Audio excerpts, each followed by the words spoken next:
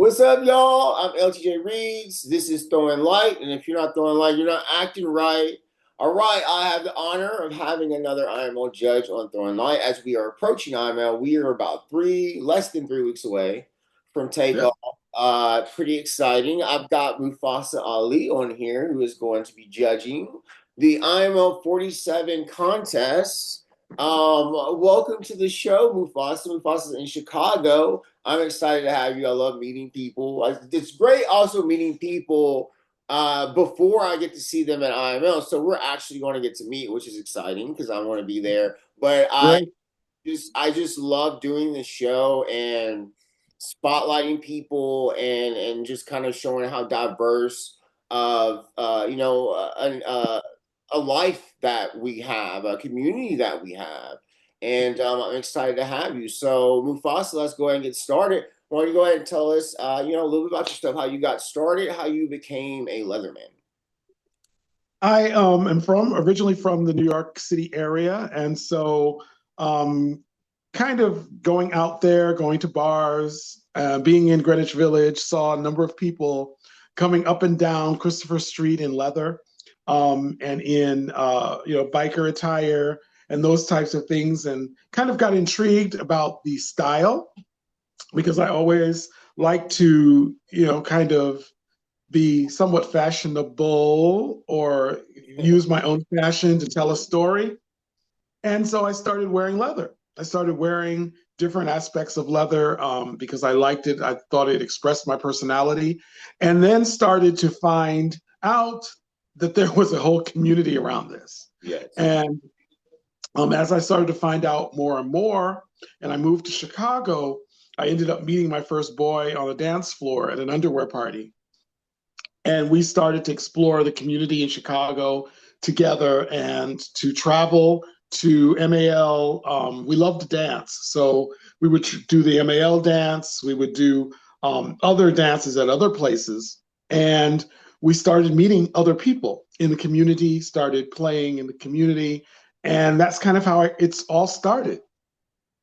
So, it started. So, when you were getting acquiring leather, like, how did it make you feel? Like, there had to be something. You said you liked it, but in terms of being leather, like, how did it empower you? What are some things that you were able to start doing that you didn't do before? It wasn't things that I started to do that I didn't do before, but it made me more noticeable. I was already noticeable because of my fashion sense or fashion taste, and so that kind of made me more noticeable. And so with that, I was able then to enter the community and start to explore, especially with my boy, explore the different aspects of kink and start to talk to other men of color in the community, and to explore that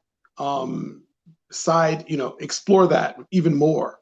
And so that's kind of it. It made me noticeable, more noticeable to outside people, and that I think that empowered me to even find out more about the community. As someone that is in love with fashion, how do you apply that love to your leather? Like, what do you like to do? I see you have a Garrison hat on right now.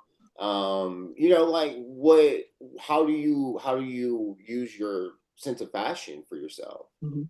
What are some things you like?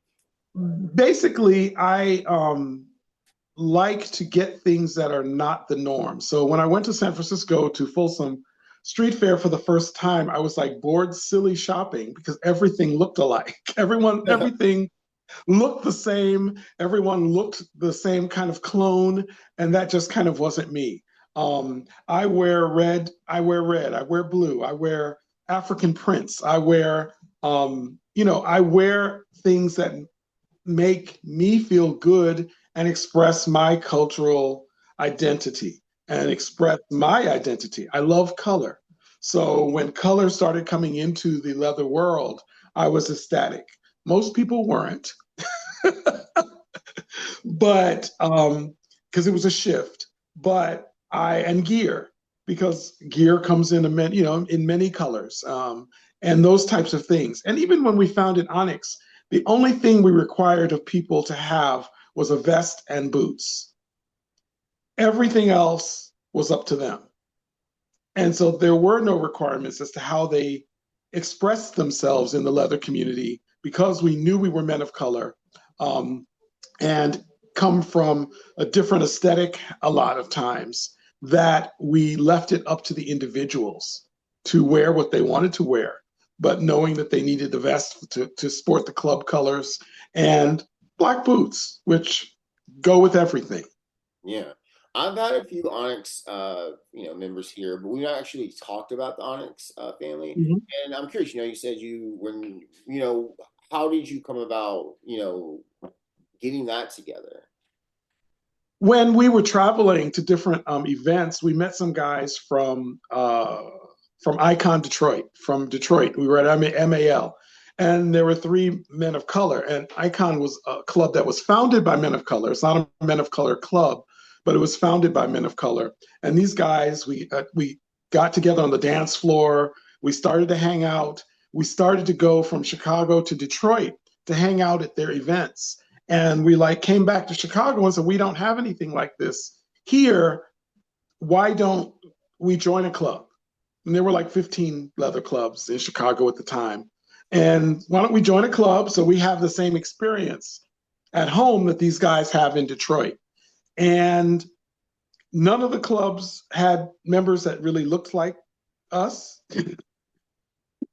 And I'm a member of um, the first Black Greek fraternity, college fraternity. And so I've had that experience of being in a brotherhood.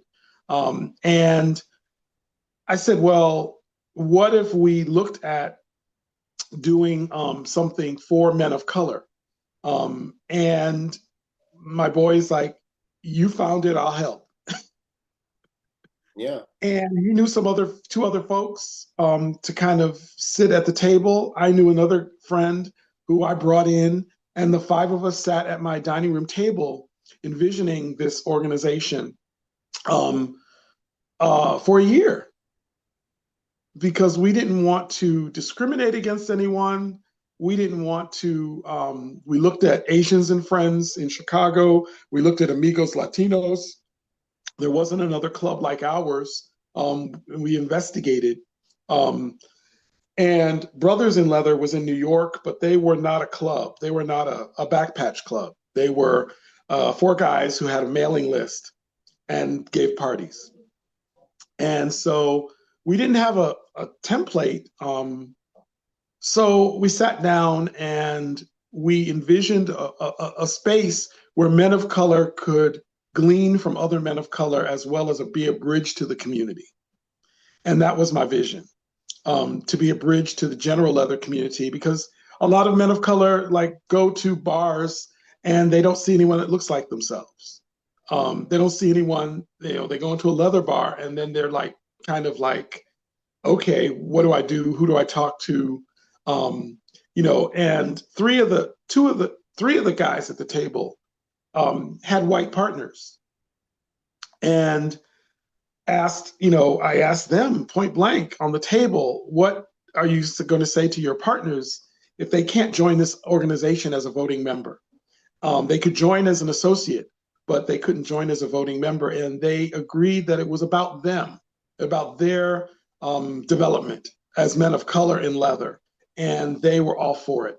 And so we went forward, and Icon Detroit, Trident Windy City, um, friends that we had made there lent us their bylaws.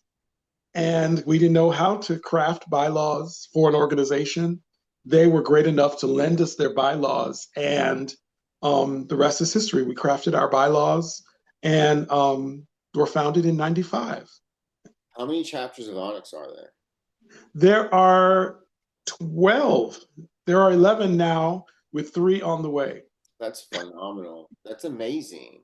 And that definitely really helps, people of color. And, I have a lot of friends around here in the community. I have a lot of, I mean, I'm a person of color, it's just, my current, Well, it's still the current until in 3 weeks, the IMO 46 class that I'm a part of. As you know, Right. Jamal is the winner, and he's a person of color.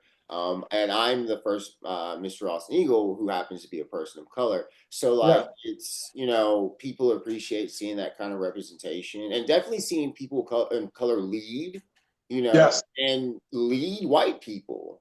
Yeah. If you want me to be quite fair. I mean, that's something we're proud of because in the very beginning, we didn't have that. And now we have leaders in the community, people who've served on the board of Leather Leadership, of LLC, the Leather Leadership Conference. We have people who are mentoring other people. We have people who are presenters across the United States. We have people, we can mentor contestants for contests from within because we've had people who have won various contests from IML to Person of Leather to pup contests to, boot black contests. And now we've built 30 years later, who knew that we'd still be around for 30 years? Um, kind of mentoring, still growing. Yeah. We know that it changes and people leave, people come, people go. I mean, it's a membership organization. But I think that the reason that we're still around is people believe in the vision that we have to offer, and there's more people out there that want to learn. Because we take people with zero experience in leather to people who have many years experience in leather and have membership from now age 21 to the 80s. And that's a span. So is each chapter kind of, meets its own community needs, or is there kind of like a template that everyone follows? There is a national council, but the national council serves as the bylaws committee to keep all the chapters together. And if there's a national event or national um, uh, connection that we need to make with an organization, overall, that's what the national committee does. All the chapters have a counselor that sits on the national council and reports back to their chapter. But all the chapters are independent in how they run themselves. But we do have bylaws that keep us together as an organization. Are the chapters formed by region or is it by city? They're by region, That's but a they're region. by region. And then what happens is because of distances, there are chapters that break out of the regions. So Great Lakes chapter broke out of the Midwest chapter because of the distance between Detroit and Cleveland. And now that chapter serves Detroit, Cleveland, Cincinnati, Columbus, Lexington, Kentucky, Louisville, and I left out one place, but that corridor. We serve the Midwest serves the Midwest, but Kansas City is now a chapter in formation. And so Kansas City will be able to serve that area of St. Louis and Kansas City and upper Oklahoma. And so, due to distances, now that we have Zoom, that's a good thing. But due to distances, chapters have broken off. Deep South in Fort Lauderdale and Miami and Orlando came out of Southeast, out of Atlanta, Okay. that region. Okay. And so, yeah, so that's how it is. It's regional. So, in every region also, like, I'm in Texas, and Yeah, Texas is not, not a state that wants to be cohesive. I guess that's the best way to put it. Has no interest in being cohesive with anybody. It doesn't, right, not even. right. So I'm like interested in the idea. Is it harder to set up chapters in some places than others? Like, do you have, is it the environment much more conducive to bringing people together in New York City versus trying to bring people together in Topeka, Kansas? You know what I'm saying? Like, I and think, then with racism, let's kind of just go ahead and yeah, let's just go to that conversation. Racism within the leather community, right. which I does exist. That's what I've learned recently, especially in the past couple of years, that we have our own internal. Yeah, I mean, we're a microcosm of the gay community. I mean, the Yeah, gay community is a and microcosm of the general community. correct. And so you're going to see racism throughout. I mean, we are who we are as these United States. But I think that the mix of people of color that come together is different for each chapter, of course. And we have many Latino brothers in Southwest chapter and Northwest chapter, where we also have Asian brothers and Middle Eastern brothers.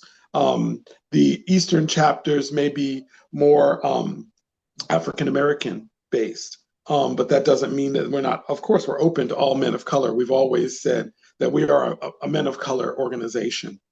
Um, and so it, it was difficult because of the communities, I think, because of the leather communities. It took us a while to get foothold in California because of that particular community and those particular communities. And so once we got the buy-in from the people who stepped up into leadership to lead the chapters, then it's easy going. And then you start making connections with the general leather community. And because we have a track record in the community, we were the first organization to give the organizational brick to the leather archives. We're the caretakers of the Jill Carter room at the archives, the leather archives. So we've been doing things in the community that show that we are about the community and for the community, but we also know that we are about ourselves and understanding the we are a place where that racism can come to the table and be talked about. So, and having difficulty in breaking into California, I find that sometimes we can fall into the hole of saying like being exclusive and our inclusivity, I guess you could say. Mm-hmm. And Yeah, we people police and border the community and determine who they're yeah. going to let in. And I'm curious as if it was it like that? Was it that hey, we don't want to let you in until we either know more about you or there's someone with inside our community that will bring you I in? think I think the community there was they basically I think they were saying that we don't need your type of organization because we're diverse enough. Oh, okay. Um, Wow. and that doesn't necessarily exclude our organization. Yeah. Um, but the initial people who were trying to form it, got pushed back. They were members of the organization. It ended up being someone who used to live there and someone who was pledged in Chicago who moved there and lived there for a number of years. Uh, they basically stood up and said, "We're forming this, Mm. and who's interested?" And then, we got it off the ground. So where, and this will probably be my last question in regards to that, where was it the easiest to get things started? Chicago, Okay. Chicago, DC, New York, Atlanta. Okay. Those were our first chapters. So Mm. those were the easiest. And the thing is, I think that once people like, did we know that there was this large of an interest in Kansas City? No. A member who I've known for a person who I've known for years finally showed an interest and had the time to join. And once he joined, another member from Atlanta had moved back home to Kansas City. Another member from New York, moved to Kansas City. Someone moved to St. Louis from New York. And all of a sudden, there's interest. And they're well on their way to becoming a chapter. And who knew? Plus, now there's uh, Midwest Kink and Fetish Weekend in Kansas City. The other club that's there has been gracious and and in welcoming us into the area. And there is even a Onyx Pearls chapter that is starting in Kansas City. Who So knew? that's awesome. Who knew? Um, Yeah. So let's get into a little bit of IML. Yeah. I'm going to be going there, and you have the wonderful honor of trying to pick from 68 contestants. Yes. Wow, I Yes. don't envy you at all. It's a great, but I'm gonna have fun. It's a great group of I judges. know it's going to be I'm gonna have exciting. fun. That's a great to have such a large class, and it's even greater that they're the most international contestants going, Yeah. especially in our political climate that we have. I just love that we do have the international support coming over here, believing in the good of who we are in our own Yeah. community. Um, Definitely. what are you expecting, or not say expecting? Right. What attracts you to a person in terms in their leadership as a title holder? I think being themselves and naturally community oriented, Mhm. you have to like people, and um, you have to be gracious with people, and you have to listen to people, and you may not necessarily totally agree, but you have to listen in order to get the viewpoint Right.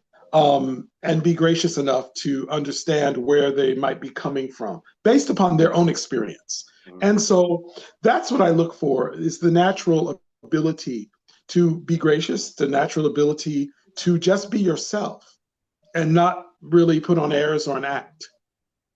Um, I don't consider myself. I consider myself to be a very genuine person. I don't think that I'm fake at all. But Can you pick up on fake? I think that the when someone is pushing too hard, when someone is just like, I've done this and I've done that and I've done this and I've done that. I mean, your record can speak for you. I mean, you don't have to tell the world what you've done. It will speak in volumes as to from those that you've affected I and from those from the community that you've worked with. And I it doesn't have to be the leather community. It can be any communities that you are a part of that you give yourself to. mhm. Yeah. I from the experience and stuff like that, and going through, I find that maybe a lot of contestants are trying to like build this resume, and they're doing a lot of Mhm. things that they have no intent to keep doing. One, okay. Um, Right, and then two, just it's not a resume contest. It's not. It right, really is not. There are a ton of my brothers been in the community, 5, 6 years longer than me. I've only been in community under 3 years, that right. have done amazing things, but you generally like it's what you present and how you present it. Yeah, And I did very well in the interview portion, and yeah. I consider myself a toddler. So, the motivations, I Hmm. think, speak. It's like, why are you motivated to do these things? And if Right. you're just saying, well, if IML is your motivation, when IML is over, well, then what do you do? And Very true. I think that people don't understand when the contest is over. There's Hmm. people are still glancing to see if you're who you say you were. And Yes. and if you're going to stay with it, because immediately when the competition of, it doesn't seem like that right away, but I mean, I mean, yeah. I half mean, of it are gone pretty much, yeah, moved on. I think that you're right, and it's not about longevity because if you are a community person, you've done a number of different things in community, period, before you even got into the leather community. And you've done things and you've helped things. And I did very well in the interview portion myself, way back when I was a contestant um, in the ancient times, in the ancient history. Um, but I was being myself. And I hadn't been in community all that long, in general community, and people didn't necessarily know who I was. They knew I was the founder of Onyx, but they didn't really know what that was or who I was. But it's just, I think, the general motivation of community work, doing community work, being community, understanding what that means. And if you're able to um, convey that, excuse me, in the 8-minute interview and on paper and in the way that you interact, because we're watching, as much as we can, interactions, um, and how you interact with the other brothers or how you interact with the other people. I think that's what sets you forward. Yeah, the and I think those that are actually going for the relationships, I think benefit a lot from doing IML. I Yeah. didn't realize how much these relationships could um impact my life. We're still Hmm. having our little group chat from last year that we've been keeping going on. There's a good bit of us that are still, we're still doing stuff in the community. We're still, wanting to lean on each other. We have a bad Right. day. We've been over there, something like that. I have Right. that option to reach out to these people and tell them whatever I want, and they'll be there to listen to me and give me their advice. And that's a real thing. And And that's the beauty. Yeah. It's a real That's the beauty of it. thing. And the thing is that we don't I knew the competition was I was in the competition and I was in my head and I pulled contestant number one and all these types of things. But after IML and you get kind of like this like momentum bounce if you want it. It's a momentum bounce. You still need to process IML at the same time that it happened and Mhm. how it's going to impact you. But it was a boost, and I ended up judging several contests, doing all that. But then I got to about 6 months after the fact. I'm like, all right, I've got to work on myself here, my mental health, my well being. Yeah. I've done all this and I can sustain it. I don't need to start all these things right now. Let me heal a little bit. But I also am coming back to IML to have that reconnection with my brothers, my siblings. And I'm leading a reunion for us, just to get together. And I just want to reconnect. And like I tell them, I wanted us to do this because I did not feel like I enjoyed my siblings as much as I wanted to. And so I Mhm. just want us to be okay, and I want us to Mhm. continue to be there for each other. I want to show up in their lives, and I just Right. want to present that to them this year when we meet up. Mhm. That hey, look, we all know what we went through last year, and we're here, and let's just stay together. It's And a whirlwind. yeah, it's The weekend is a whirlwind. And even more of a whirlwind when I was in the contest, because we started on Friday night, it ended at midnight on Sunday.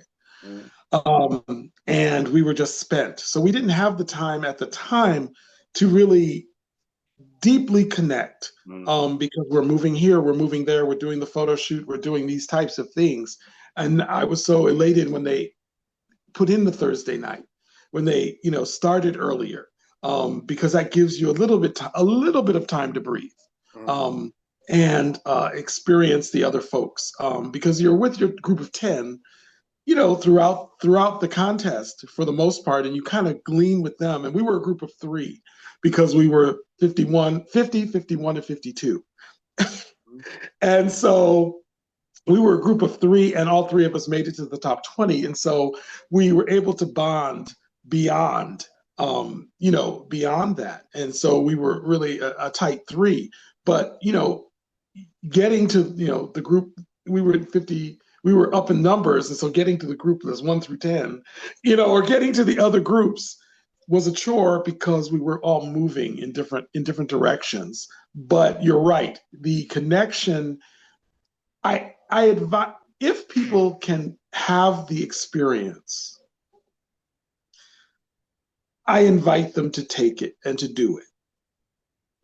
If they have the background, if they have the tenacity to do it, because I think that it is just it's an experience that you just can't explain. yeah. From day one to, from Thursday to Monday, it's just you just can't really explain it. You have to go through it. It's it,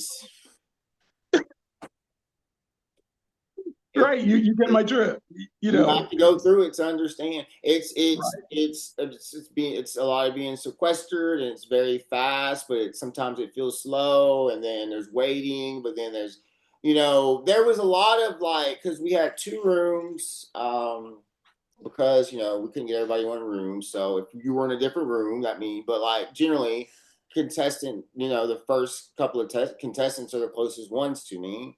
But we Right, try to move around and go try to ease each other's anxieties throughout the right, competition. That's what you really need.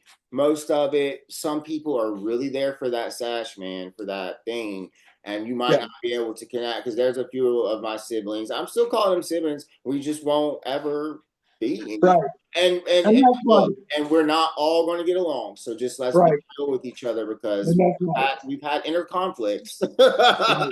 we've You had find you we, find those that you we that fight are just like for siblings too. you. We can fight Yeah, just like siblings too. And yeah, there's been some unfortunate things, but that's life, and that's the real thing. We're not all gonna work together. I hope that we can find ways to work together, but right, it's a brotherhood, and sometimes you're gonna have different opinions on how to go about doing things, even in the community. They're right, constantly, I show support in this way, you show support in right, this way. It's whatever. right. Hey, Foster, we're getting towards the end. I want to go ahead and ask you one more question. I usually ask Sure. everybody the same question. Is there anything in our community that you feel that we're not shedding enough light on that we should shed more light I think it's the need for us to be together, but also to have our own interests. So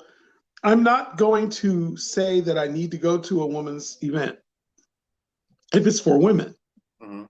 Mm-hmm. because they need that space to come together. Um, I don't want to say, we've given events. Onyx has given events, and all of our events are open to everyone except for, say a general meeting. But all of our events are open to everyone. But we've gotten questioned as to, well, I thought it was just for people of color. Maybe you should put on your ads, everyone's welcome. And I'm like, well, do you put that on your ads? I mean, it's at a public place, it's at a public space where everyone is welcome. And so understanding, again, as you said, racism um, is everywhere, exclusion is everywhere. But we've tried to stand up for the communities that we belong to as much as we can within the general community, because I don't believe it's just one community. There are many communities that make up the leather community in and of itself. There's the people of color community, there's the pup community, and all of these intersect in some way, shape, or form. And it's understanding the intersections and understanding the needs of each group individually, and understanding when that group um, needs to have space to themselves, to find themselves, and then bridge themselves to the larger group. So I think we need to continue. I'm a diversity consultant by trade, so an ordained minister. So I'm like, kumbaya. But kumbaya to the extent that we understand that there needs to be space to deal with our own issues so that we can be better individuals into the larger community.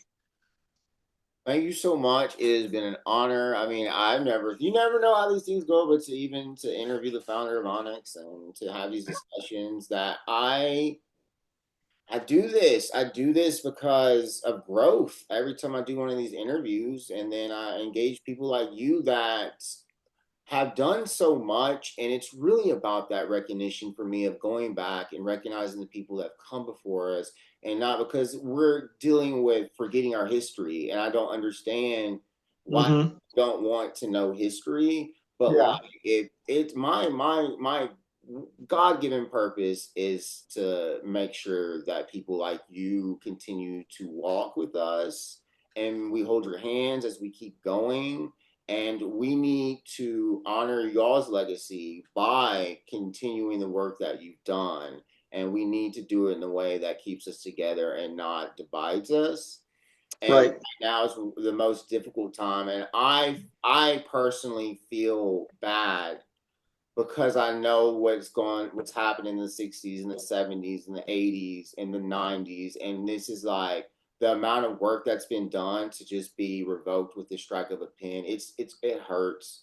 And I Yeah, know it has to be hurting y'all because I've talked to a lot of elders in the community and they're like, I'm yeah. tired. I'm tired. Hmm. I feel like we need to pick up that burden because y'all are tired and y'all have already fought this. And I just want to say, as someone, as a Leatherman, someone's community, as a human being, that I see everything that you and people do, and I want to be someone that keeps that going and keeps that recognition for people that have done the work. And I want to see us today dig in and do the tough work that y'all did. But I would love to see y'all take a rest and be able to breathe, honestly, and feel like, you know what, Right. I'm at a place where I feel like we can I'm at peace. But this is disturbing everyone's peace right now. And Yeah. I apologize. And I apologize to all the people that have put work and seen some of the horrific things that could potentially Mhm. happen to us again. So thank you for doing this, and it means a lot to me because it for you to take your time and validate this show by being on it and sharing your experience. Thank I'm you. looking forward to giving you a big hug. So Thank you. I'm looking forward to that. And people can find me at Mufasa Ali on Facebook and Messenger. And please go to onyxmen.com/blackout to find out all about our 30th anniversary here in Chicago, October 16th through the 20th. This year, we'll be celebrating 30 years. And so we welcome everyone. Everyone's invited to the reunion. I just know you just got some just wonderful energy. I can't wait to be around it. I can tell. I welcome your hug and I will seek it Just out. a light. You are just a light, my friend. So Thank I've you. got one thing left to do before I let you go. Sure. You got to close the show out. So I'm going to count to three. And when I count to three, Mufasa, you're going to say, if you're not throwing light, you're not acting right. You ready? Right? One, two, three. If you're not throwing light, you're not acting right. Right? Welcome to the club, baby.